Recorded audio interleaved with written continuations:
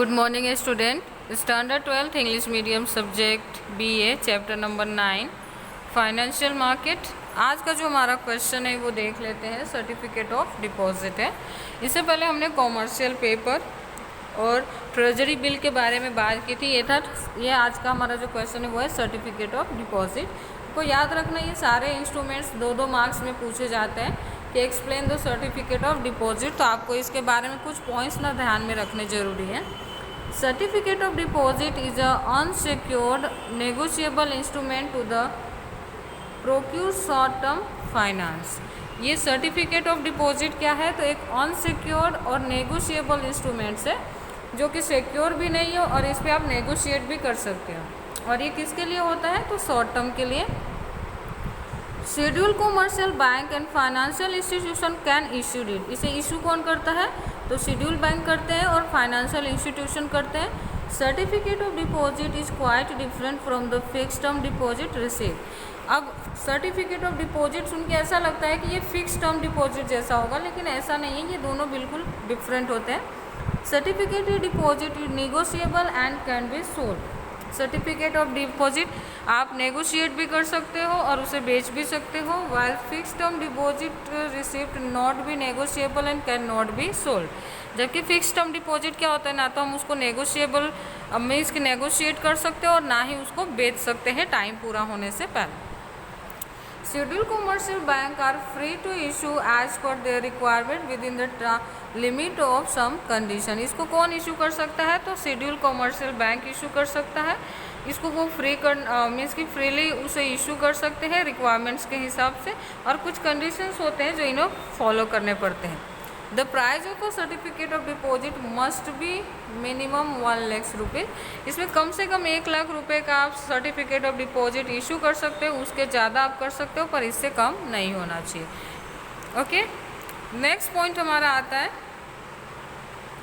Commercial bill. इससे पहले हमने कॉमर्शियल पेपर देखा था। When goods are purchase on a credit the trader selling of a goods draw a commercial bill on the other trader purchasing of goods। Okay, जब आप कभी भी goods यानी गुड्स या असेट्स या किसी भी तरह का रॉ मटेरियल जब क्रेडिट बेस पे परचेज करते हो, तब जो सेलर होता है ना, वो परचेजर के ऊपर क्या करता है? एक कॉमर्शियल बिल बनाता है। Commercial bill is negotiable and arises out of business transaction. ये भी नेगोशिएबल है और ये कैसे अराइज होता है? तो बिजनेस ट्रांजैक्शन करने की वजह से। It is an unconditional order to pay certain amount in full. ये अनकंडीशनल ऑर्डर है जो कि जिस कंडीशन में आपको फुल अमाउंट पे करना रहता है। There are many type of commercial bill such as exchange bill, hundi, inland bill, demand bill and foreign bill. Okay, give the some examples of commercial bill. अगर ऐसा क्वेश्चन पूछते हैं तो आपको याद रखना है एक्सचेंज, हुंडी, inland, demand and foreign bill. When a bill is drawn by a seller on buyer, this will become trade bill। जब एक सेलर इस बिल को बायर के ऊपर बनाता है या बायर के लिए बनाता है तो वो क्या बन जाता है? ट्रेड बिल बनता है। And when this bill is accepted by the commercial bank, this will become commercial bill।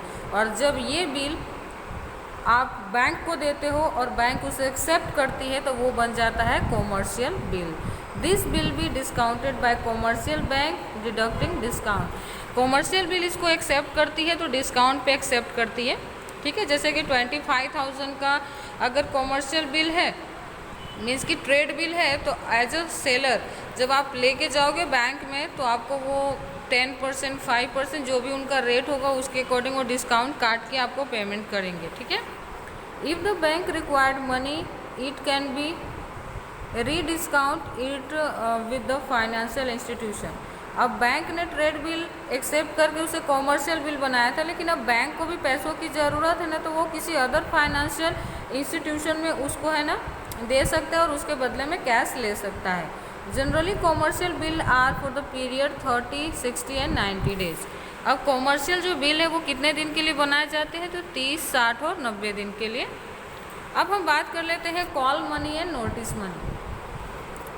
Commercial bank have a maintain minimum cash balance as per the rule and regulation of RBI.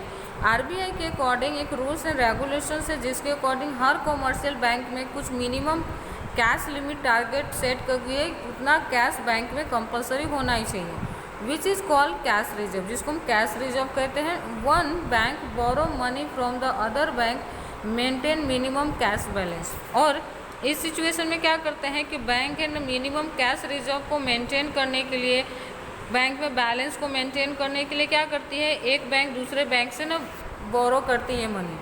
All the bank have a maintain ratio of a cash reserve, cash reserve ratio है ना उस सभी बैंकों को maintain करना पड़ता है।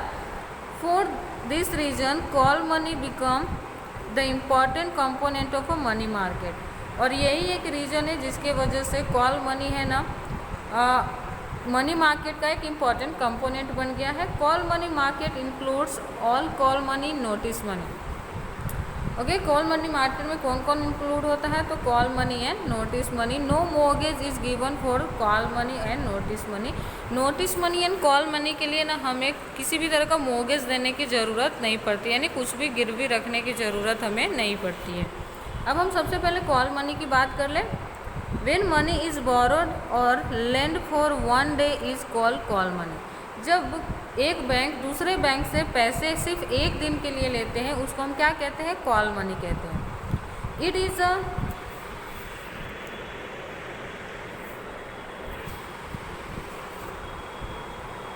Okay, sorry for inconvenience. Okay,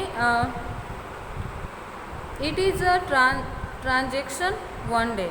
mostly bank are participate in call money, so call money inter bank call money market. Okay, ज़्यादातर बैंकें इस तरह के ट्रांजैक्शन में पार्टिसिपेट करती हैं। मोस्टली जो बैंकें होती हैं वो नोटिस मनी की जगह पे कॉल मनी को ज़्यादा प्रेफर करते हैं, और इस तरह से इंटर बैंक जो रिलेशनशिप होता है वो भी मेंटेन होता है। और जब एक बैंक दूसरे बैंक से पैसे लेती है तो उसको हम inter bank call money market कहते हैं। अब हम यहाँ नीचे देख लेते हैं। All the commercial bank have maintain cash reserve ratio as per the rules and regulation of RBI।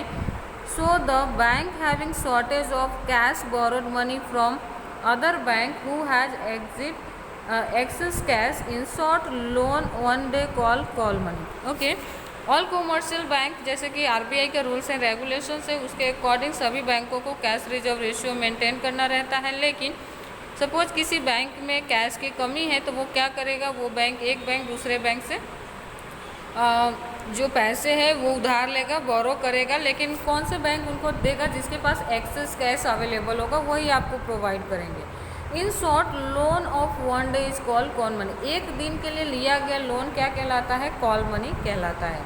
अब हम बात करते हैं नोटिस मनी की। When money is borrowed for lend 2 to 14 days is called notice money। Okay, notice money का simple सा definition है कि जो पैसा एक बैंक दूसरे बैंक से 2 से 14 दिन के लिए लेते हैं उसको हम कहते हैं नोटिस मनी। तो यहाँ पे आज हमने देखा कॉमर्शियल बिल, ओके, उसके बाद नोटिस मनी, कॉल मनी, फिर आपने देखा था सर्टिफिकेट ऑफ डिपॉजिट। तो आज के ये 3 टॉपिक्स थे जो इम्पोर्टेंट टॉपिक्स थे, वो आपको ध्यान में रखना है। Thank you.